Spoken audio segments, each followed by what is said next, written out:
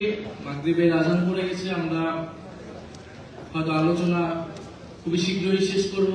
সর্বোপরি আমি প্রথমত আজকের এই জাতীয় কনভেনশন জ্বালানি, অর্থনীতি, মানবাধিকার এবং গণভোট বিষয়ক এই জাতীয় কনভেনশন আয়োজনের সাথে যারা সংশ্লিষ্ট জড়িত ছিলেন, যারা সারাদিন ব্যাপী আলোচনায় অংশগ্রহণ করেছেন, আলোচনা শুনেছেন এবং আজকের লাস্ট সেশনে যারা আলোচক হিসেবে উপস্থিত আছেন তাদের প্রতি কৃতজ্ঞতা জানাই, ধন্যবাদ জানাই। জাতীয় নাগরিক পার্টি এনসিপির পক্ষ থেকে আমাদের এই শেষ সেশনে যে বিষয়বস্তু সেটি হচ্ছে গণতান্ত্রিক রাষ্ট্র বিনির্মাণে জুলাই সনদ সংস্কার এবং গণভোট।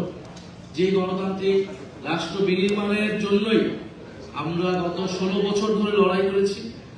গত 16 বছর নয়, বলতে গেলে স্বাধীনতার পর থেকে 54 বছর থেকে আমাদেরকে লড়াই করে যেতে হচ্ছে একটা গণতান্ত্রিক বাংলাদেশের জন্য। যে আকাঙ্ক্ষা মুক্তিযুদ্ধে এদেশের জনগণ করেছিল, যে আকাঙ্ক্ষায় আবারও জীবন দিয়েছে জুলাই গণঅভ্যুত্থানে, কিন্তু আমরা বারবারই নানান শক্তির বাধায় হোঁচট খেয়ে যাচ্ছি। আমরা দেখেছিলাম মুক্তিযুদ্ধের পরে যে গণতন্ত্র প্রতিষ্ঠার কথা ছিল, সেই গণতন্ত্র স্বপ্নকে, সেই আকাঙ্ক্ষাকে কবর রচনা করে বাকশাল প্রতিষ্ঠা করেছিল তৎকালীন সরকার শেখ মুজিবুর রহমান। এবং পরবর্তীতে আমরা 16 বছরেও এই একই জিনিস দেখলাম।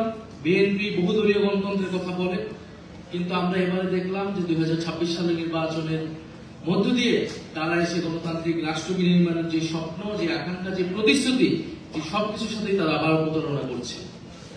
এবং আমরা এবার খুবই স্পেসিফিক কয়েকটা সংস্কার নিয়েই কিন্তু অন্তর্বর্তী সরকারের সময় আমরা ঐক্যমত হয়েছিলাম, আলোচনা করেছিলাম। আমরা বলেছিলাম যে একটা উচ্চকক্ষ লাগবে। উচ্চকক্ষ কেন লাগবে? বাংলাদেশের যে সংবিধান, সেই সংবিধানকে চেক দেওয়ার জন্য। কারণ যে কোনো সরকার 2/3 মেজরিটি নিয়ে আসে এবং সংবিধানকে কাটাছাড়া করে নিজের মতো করে তারা সংশোধন করে নেয় প্রতিবার। ফলে এখানে একটা উচ্চকক্ষের মূল দায়িত্বটাই হবে এখানে সংবিধানকে একটা চেক এন্ড ব্যালেন্সের জায়গায় রাখা, যাতে নিম্নকক্ষে 2/3 মেজরিটি থাকলেও উচ্চকক্ষে যাতে একটা ব্যালেন্স থাকে, একটা ভারসাম্য থাকে, এবং সংবিধান পরিবর্তনের ক্ষেত্রে যাতে গণভোটের ব্যবস্থাও থাকে। এবং সে উচ্চকক্ষকে আমরা বলেছি ভোটের অনুপাতে করতে হবে, কারণ আসন অনুপাতে করলে সে উচ্চকক্ষের আসলে কোনো গুরুত্ব নাই, সেটা কেবলই অলংকারিক হবে।